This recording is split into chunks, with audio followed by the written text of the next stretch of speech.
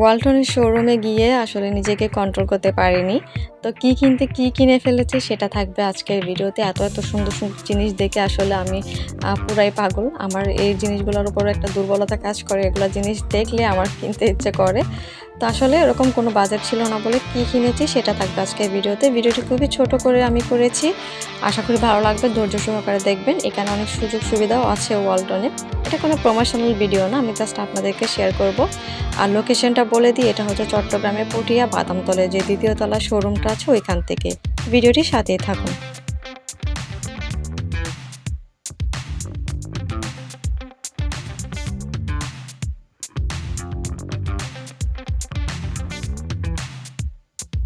আসসালামু আলাইকুম এভরিওয়ান, আমি ফারহাদ হিরা থেকে নতুন আরেকটি ব্লগ ভিডিও নিয়ে চলে এসেছি আপনাদের জন্য।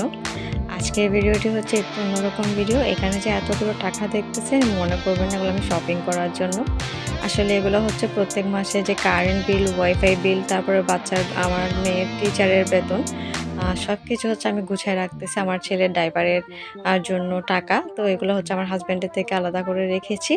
আমি কোনো শপিং করার জন্য বা আমার হাত খরচের জন্য সে কোনো টাকা দেয়নি। তো আজকে হচ্ছে মূলত আমি একটা কাজে যাব বলতে আমার একটা খুব আর্জেন্ট একটা জিনিসের খুব প্রয়োজন হচ্ছে। আর আমি কি কিনতে গিয়ে কি কিনে নিয়ে এসেছি সেটা থাকবে আজকের ভিডিওতে। শুরুতে আপনারা তো দেখেছেন আজকে ভিডিওটা কি নিয়ে আমি করতে যাচ্ছি। তো যাওয়ার আগে দেখলাম ব্যাগটা আসলে আমার ছেলে কিছু ওই দিন হচ্ছে এটা টেনে ছিঁড়ে ফেলেছিল। আসলে ব্যাগটা আমি এভাবে নিইনি, ব্যাগটা নিয়েছিলাম একটু খুবই সিম্পলি। তো আমি হচ্ছে এগুলো নিজেই করেছিলাম। এটা আমি মাস্ক থেকে কেটে এখানে বসিয়েছিলাম আমার মতো করে। তো আপনাদের কাছে কেমন লেগেছে অবশ্যই জানাবেন। ব্যাগটা ভালোই ছিল, এখন এটা 2 বছর হয়ে যাচ্ছে, এখনো কিছুই হয়নি।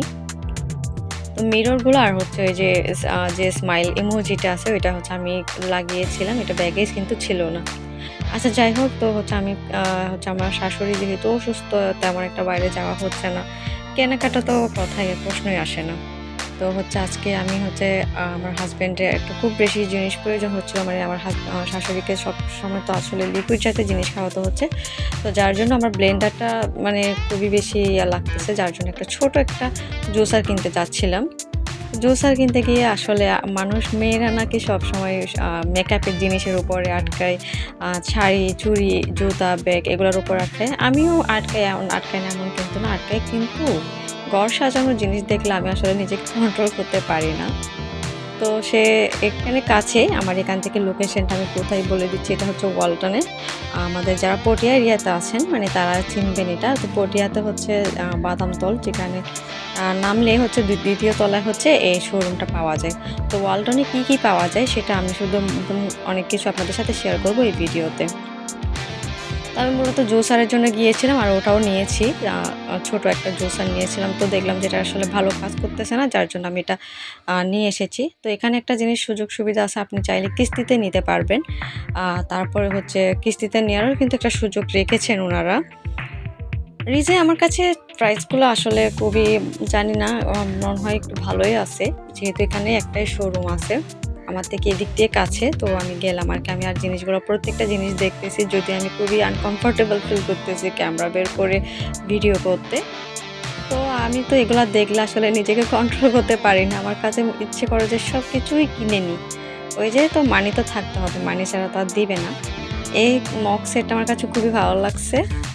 প্রাইসটাও একটু বেশি চাচ্ছিল মনে হয়। তো আমি আর নিলাম না। আসলে আমি তো গিয়েছি একটা কাজে।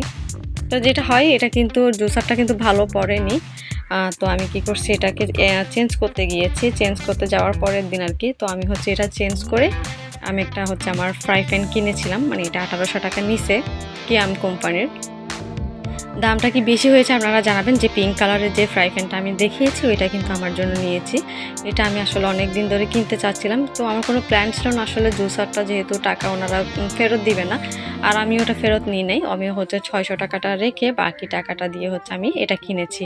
তো আপনাদের কেমন লেগেছে অবশ্যই জানাবেন। থ্যাংকস এতক্ষণ ভিডিওটির সাথে থাকার জন্য ধন্যবাদ। সবাই ভালো থাকবেন। Thanks for watching. আল্লাহ হাফেজ।